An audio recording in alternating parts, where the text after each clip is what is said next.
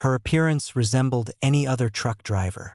Reserved demeanor, weathered footwear, constantly surveying her surroundings. However, during the surprise attack when gunfire erupted, she remained completely composed. What's the identity of Max Stone? What type of conflict did she carry with her?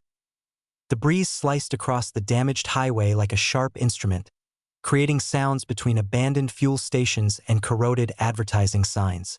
Along Highway 17, where geographical markers became faint and urban illumination disappeared, only one thing remained consistent: the quiet rumble of truck engines piercing the darkness. Mackenzie Stone operated her vehicle with the confidence of someone who never questioned her abilities. Her vehicle, a dark blue Kenworth T680 bearing no decals, identifications, or bumper messages, moved through the darkness like a phantom. Her eyes, colored like gray storm clouds, remained locked on the distant view, though her awareness constantly monitored what lay behind.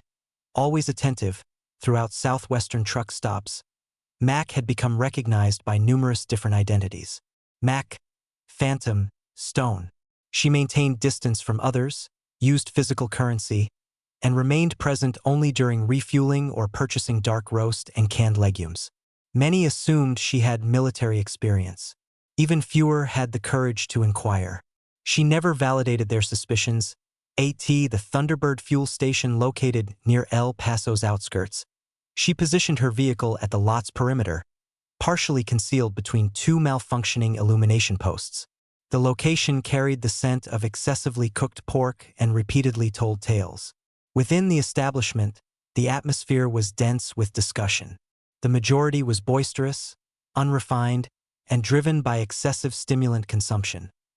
The conversations diminished somewhat upon Mac's entrance, not from recognition but because she appeared out of place.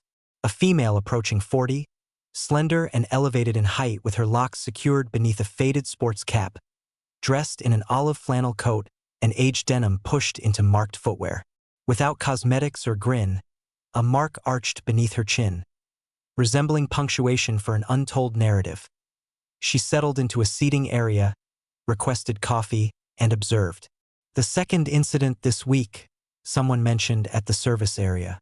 Complete trailer incinerated down to the wheels, another contributed. Vanished as though it never existed. Law enforcement remains inactive. They claim bandits, possibly cartel members, but they're avoiding communication, simply destroying property and disappearing. The peculiar aspect is one operator possessed a GoPro. The recording became damaged. Only interference following a loud noise completely unnerved the coordination center. Max stirred her beverage. Her digits created a soundless pattern on the container. She recognized the indicators. This wasn't ordinary theft. This was methodical, organized interference without financial gain suggested something alternative. Something more sinister. That's when she detected a recognized identity. Encountered Gordon during the previous week. He informed me he was transporting a valuable shipment through Sector 9. Never arrived. Gordon. Mac became motionless.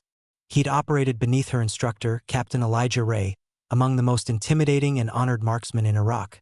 The individual who instructed her to shoot during cardiac intervals, who consistently stated, "The most hazardous combat zone is the one nobody acknowledges exists." Gordon had been among the reliable ones. Cautious, reserved, intelligent. If he had disappeared, something was genuinely problematic. During the later evening hours, while refueling her vehicle, a male individual approached from the darkness behind the fuel dispensers. Middle-aged, facial hair graying, dressed in a weathered high jacket and a cap displaying U.S. Army retired. He moved carefully, purposefully. "Stone," he stated softly. She remained facing forward. "That depends on the inquirer. My name is Hoy Watson. I operate coordination for the Southwest Division of the Independent Transport Association. I previously served alongside Ray." That captured her focus. She rotated and met his gaze directly. "I was present when he sustained injury in Fallujah," Hoy proceeded. "He mentioned you, stated you possessed the talent, claimed you could disappear in obvious locations." Max offered no response, simply observed.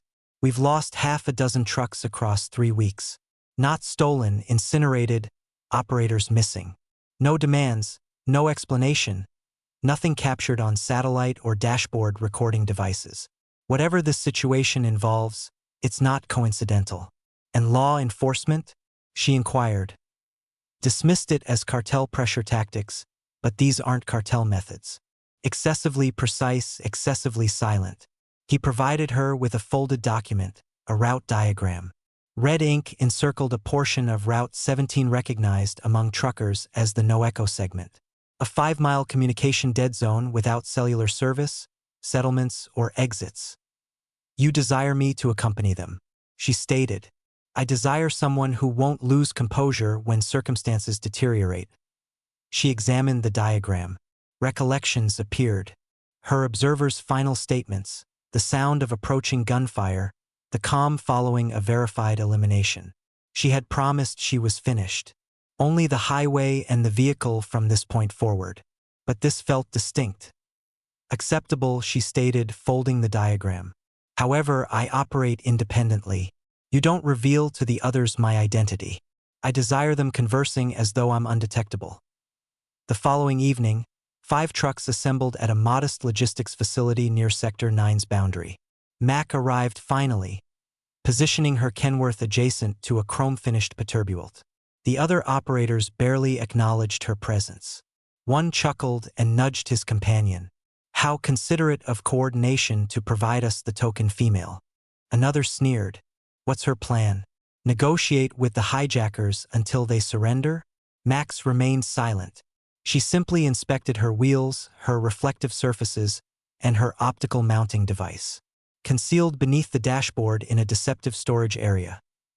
The primary operator was a heavily built individual named Vance, former Marine, currently more abdomen than muscle. He offered her a minimal acknowledgement.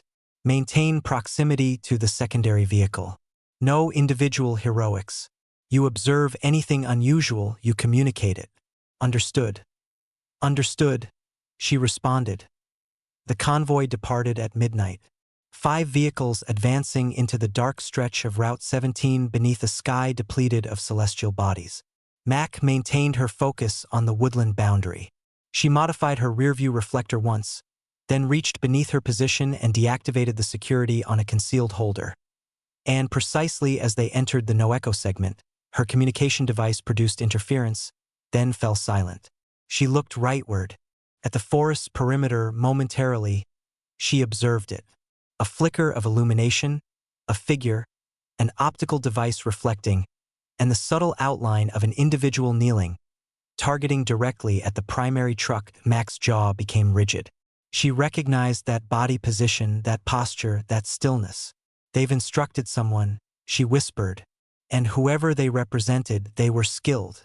But Mac possessed superior abilities. The darkness was a covering of complete black with only the quiet hum of motors interrupting the stillness. The convoy advanced along Route 17 like a sequence of metallic creatures moving through the obscurity. 5 vehicles loaded with valuable merchandise stretched across the vacant highway. No support, no communication capability. Deep within the no-echo segment, Mac's vision scanned the landscape's boundaries. Despite her hands remaining stable on the steering mechanism, she had deactivated her interior illumination. Her control panel was reduced in brightness. Every area inside her cabin was darkened or concealed with non-reflective adhesive. Her truck moved like a phantom behind the primary truck. Her perceptions acute, adjusted not to the highway but to the silence. And then the incident occurred. A sound. Not thunderous, simply incorrect. Moments afterward, an explosion. The primary truck's front left wheel burst, causing the vehicle to slide laterally. Vance vocalized something through the communications, but it was submerged in interference. Then arrived the secondary detonation. An explosive device or a focused charge struck the third truck directly on its undercarriage, compelling it away from the highway and into a depression. Metal produced harsh sounds against metal. Illuminating particles lit the tree canopy. Mac braked forcefully, maneuvered to the roadside, and seized the firearm from its concealed storage area. And then the shooting commenced. Brief volleys, regulated, restricting fire, designed to disperse and perplex, but not chaotic. From the raised cliff face to the right, weapon flashes blinked like luminescent insects, acute and methodical. Someone had examined this convoy's path. They understood the scheduling, the velocity, the intervals between vehicles. The other operators sought protection. One attempted to position himself beneath his cargo container. Another rushed into the woodland. It was disorder. Footwear sounds, vocalizations resonating, projectiles deflecting off protective panels. But Mac, she vanished. She exited the operator's side, descended flat to the surface, and moved beneath her truck. Her vision secured onto the elevated ridge. She tallied weapon flashes, listened to the shooting pattern. 2 primary attackers, possibly 3. 1 restricting, 2 positioning laterally. Close arrangement instructed not mercenaries, military personnel. She moved rapidly, footwear soundless, firearm secured to her torso. She rushed across the stone shoulder and into the dense vegetation along the roadside elevation.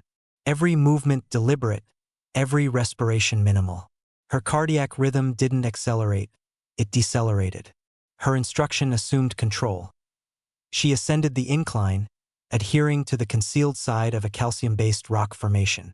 At the summit, she identified the first attacker. Elevated, lean, positioned behind a boulder, examining through night observation equipment. The individual was systematic, stable, and entirely unprepared for subsequent events. Point 1 discharge, muffled, precise. He collapsed like a container of grain. Mac rotated to protection before the others recognized. She circled around, positioning laterally to the subsequent location. Another figure, female, substantial build, was situated near vegetation, observing the disorder below through an optical device. Mac paused, released breath, and executed the second discharge. 2 eliminated. Now they understood. The remaining attacker, a tall individual in tactical equipment, vocalized something in an unfamiliar language. Examining the woodland with a portable light and a weapon. He moved low, investigating. Mac could have delayed, but she declined. She desired him to understand. She elevated gradually behind him, sufficient for the sound of her firearm mechanism to be detected. He rotated excessively late. The concluding discharge resonated across the ridge. Then stillness. Only the sound of truck motors operating below. 1 vehicle still emitted smoke from its undercarriage. The others remained motionless. Illumination deactivated, entrances partially separated. Mac descended the decline and emerged from the woodland boundary, covered in soil and crimson fluid. Firearm suspended over her shoulder like a warning. The surviving operators stood immobilized near the destruction. Several held tire removal tools or compact cutting instruments, ineffective now. She advanced toward them, composed and purposeful. Grizz, the facial-haired operator from the 4th vehicle, observed her as though witnessing something from a combat narrative. "No civilian operates like that," he whispered. Another individual, breathless, contributed. "I witnessed that discharge configuration once in Ramadi when the atmospheric conditions were so severe only 1 individual could execute a strike like that." "Ray," Grizz stated almost worshipfully. "She operates like Ray." Mac didn't respond. She simply examined the primary truck's wheels, provided Vance with a communication device she'd improvised for limited distance, and stated, "We possess injured individuals. We require evacuation. The remainder of us advance now or we experience another attack." Nobody contested. Even Vance, who had ridiculed her merely hours previously, withdrew, vision expanded, jaw secured. Mac positioned herself behind the steering mechanism of her truck, her hands still stable as she transitioned into motion and guided the convoy back onto the interstate. Nobody dared operate ahead of her. From that instant forward, Mac Stone wasn't the female operator anymore. She was something entirely alternative. Daybreak emerged over the desert like a gradually moving flame, projecting golden light over the damaged remains left behind on Route 17. Mac sat isolated on her vehicle's exterior, consuming dark coffee from a metallic container, observing into the distance as though she could perceive beyond it. The convoy had survived, but marginally. 2 trucks were destroyed, 3 operators wounded, and the attackers disappeared before daybreak eliminated them like phantoms. But Mac had observed sufficient. Their operations, arrangements, the accuracy of the surprise attack. It all indicated one thing. This wasn't some independent gang. This was instructed, tactical, structured, and worse, synchronized across numerous locations. They were functioning from detailed plans. She required explanations, and she couldn't locate them independently.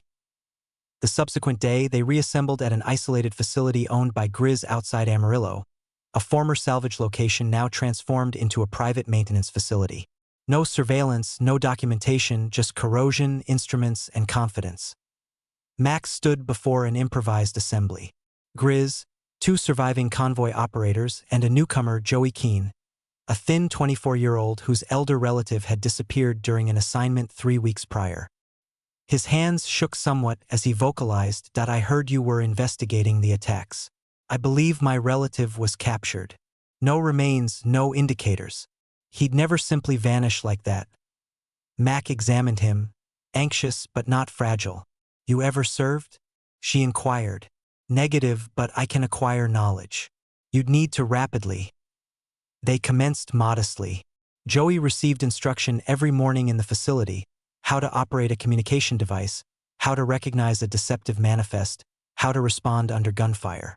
Mac conducted training intensively but equitably. She observed capability not in his power but in his dedication. And anxiety didn't dominate him, it refined him. Meanwhile, Grizz operated the networks, accessing old CB frequencies, capturing discussions, interpreting between the interference. It wasn't extensive before the components started connecting.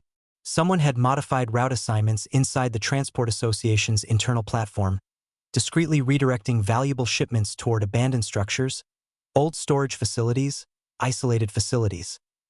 Every surprise attack had transpired within 15 miles of one. 3 recognized locations so far, but there was a 4th, a production facility closed a decade previously following a chemical contamination. No shipping documentation, no operation on public records, but trucks had been observed arriving and departing after darkness. Could be our location, Mac whispered, examining a satellite image Grizz provided her. If it is, he responded, we require more than 2 individuals with firearms and a beginner in a sports CAP.SO. They made communications, not to law enforcement or federal agents, to individuals who understood the highway. One by one, they appeared. Veterans transformed into operators. Operators who'd witnessed unusual things but were intimidated to vocalize. Females who'd been disregarded. Males who'd been quieted. Every individual had experienced loss. A vehicle, a companion, a perception of security. Mac didn't need to persuade them of anything. She simply displayed them the diagram. This is a combat zone, she stated. It doesn't resemble one. It doesn't function like one, but that's what creates danger. She presented a strategy. They monitor the activity near the suspected production facility over the subsequent 5 evenings. Nobody entered, no interaction, simply observation, pattern documentation, and evacuation paths that, if we're accurate, she stated, will observe indicators, repetition, security rotations, concealed merchandise. And if we're inaccurate? Joey inquired. Then we delay. We don't advance into darkness without illumination. Each evening, a pair of trucks positioned within observation distance of the compound, presenting as malfunctioning vehicles, observing, documenting, charting. It didn't require extensive time. They observed transport vehicles arriving and departing, consistently between 2 and 4 in the morning. The identical 3 registration identifiers, identical security illumination flashing in sequences. On the 3rd evening, one of their observers captured a view inside an accessible loading entrance. Sequences of containers, sleeping surfaces, armed security personnel, not in uniform, but operating like military personnel. By the 5th evening, there was no uncertainty. This was an operational headquarters. What struck Mac most was the boundary. There were no devices, no explosives, no protective wire. They were maintaining people within operators' personnel. Grizz stated initially, they're not simply attacking shipments. They're constructing something. She unrolled a secondary diagram. This one designated with access locations, retreat areas, and marksman corridors.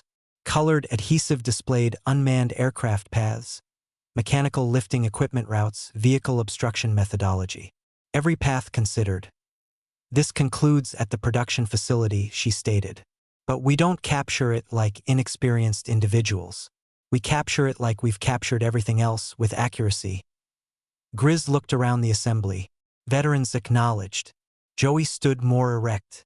A quiet certainty transferred through the space. Nobody was intimidated. They were prepared. The convoy operated in stillness without forward lights or discussion on the communication device. Simply the quiet growl of fuel-burning motors sliding through the secondary highways outside Tulsa, circling around soil paths and excessive vegetation barriers until the compound appeared into observation. What had previously been a chemical production facility was now something entirely alternative. The exterior structures were deteriorating, but the interior configuration, elevated, extensive, with strengthened entrances and colored transparent surfaces, displayed indicators of operation. Occupation. Grizz positioned the observation transport vehicle beneath a cluster of vegetation just beyond the boundary. Mac and the others positioned themselves behind a damaged cargo container they'd examined previously. Equipment secured firmly, expressions serious. This wasn't a liberation yet. It was a reconnaissance. The objective: assemble evidence. Verify Joey's relative's condition and identify whoever was operating the organization. Only then would they attack. Mac guided the advanced unit herself, Grizz and Switch, the technology-proficient veteran currently operating a live unmanned aircraft transmission from a tablet secured to her torso. Inside the compound, electrical connections were operational. Security illumination flickered. 2 unmarked trucks were positioned near the primary loading platform. Security personnel with audio devices conducted circuits. They weren't dressed in uniforms, but their body language communicated military background. They delayed. Midnight arrived. A transport vehicle approached to the lateral entrance. An individual was extracted, vision obscured, wrists secured. Mac magnified through her optical device. Mid-30s, Latino heritage, wearing trucker footwear, limping, her internal feeling twisted. Another individual, Switch whispered. Recording devices captured a convoy directed this direction 2 hours previously. Someone's providing them operators. At 1 in the morning, they operated. Nick and Red penetrated the southern entrance utilizing a regulated explosive on the securing mechanism. Inside, the passages were disturbingly sanitary. Concrete surfaces, repainted barriers, closed recording system devices at every rotation. They avoided recognition. Grizz guided them to a vertical passage that accessed into a substantial production surface. Fluorescent illumination produced sounds overhead. Mac observed through a transparent section positioned elevated in the barrier and became immobilized. Sleeping surfaces aligned the surface, 10, possibly 12. Operators sat in stillness, some conscious, others unconscious. One individual paced anxiously. Another possessed bandaging wrapped around his cranium. A whiteboard on the barrier displayed Phase 2 adaptation with sections designated compliance, logistics, and psychological evaluation. Max's vocalization penetrated the audio devices. We possess verified detainees numerous. This is structured detention, military-style configuration. They documented everything: video, still images, vocalizations. One operator was reading a protective document audibly, transitioning from civilian freight to tactical implementation. Reintegration procedures commence at Phase 3. Switch's vocalization fractured in Mac's audio device. They're not simply maintaining them, they're reinstructing them. Mac secured her jaw. Then we terminate it. Now. They synchronized rapidly. Red and Joey generated a disruption near the loading platform, simulating a mechanical failure and distributing fuel into the facility. When 2 security personnel rushed to investigate, Max's unit moved through the detention passage and secured the prisoners. The operators were perplexed but mobile. One, a female in her 50s with a trucking emblem on her coat, seized Mac's limb. Are you the individual they continuously mention? The marksman? Mac didn't respond. Can you ambulate? I can rush. They operated through lateral passages as Red positioned the explosives. In the administrative section, they encountered a modest office arranged with document storage and digital storage devices. Switch seized everything she could. This is it. Evidence of operations, identities, paths, financial support. Container it, Mac commanded. This location isn't resuming operation. Outside, the warning systems activated. Security personnel responded rapidly, but not rapidly enough. Mac's unit had already evacuated the boundary as the final operators loaded into the evacuation transport. The explosives detonated behind them, not sufficient to destabilize the structure, but sufficient to eliminate the interior configuration and make it inoperable. Combustion filled the darkness atmosphere. No fatalities, every prisoner considered. 3 days afterward, in a secure protected location 2 counties distant, Max sat with one of the liberated operators, DeMarcus Hill, a former Marine transformed long-distance hauler who disappeared 2 weeks previously. His vision was bloodshot, but his vocalization was distinct. They maintained us conscious, alternating illumination, interrogations disguised as interviews.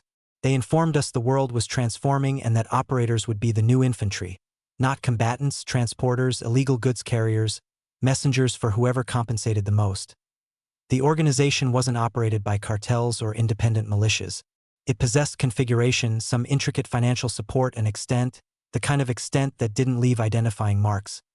From what DeMarcus could assemble, the individual in authority was someone called Malloy, though it wasn't probably his authentic identity. The individual was composed with a military foundation, but not American. Vocalized with accuracy and treated the complete thing like an instruction program, not an abduction. He never elevated his vocalization. His existence alone was sufficient to quiet a space. Behind him stood an invisible organization, private contractors, former specialized forces, logistics intermediaries who channeled currency through protective corporations. They weren't interested in narcotics or armaments. Their objective was more discreet: dominance. Dominance of transportation, of supply connections, of individuals willing, or eventually fractured, to follow commands without inquiry. This wasn't simply about interrupting shipments. It was about constructing a silent military force, invisible and impossible to trace. Grizz leaned against the entrance structure. "And you accepted their statements?" DeMarcus shook his cranium negatively. "I declined, but I observed some commence to. You experience maintenance in stillness sufficiently extensive. You commence listening to any vocalization that vocalizes." Mac acknowledged gradually. She'd witnessed that previously in alternative uniforms, alternative deserts. It consistently commenced the identical way.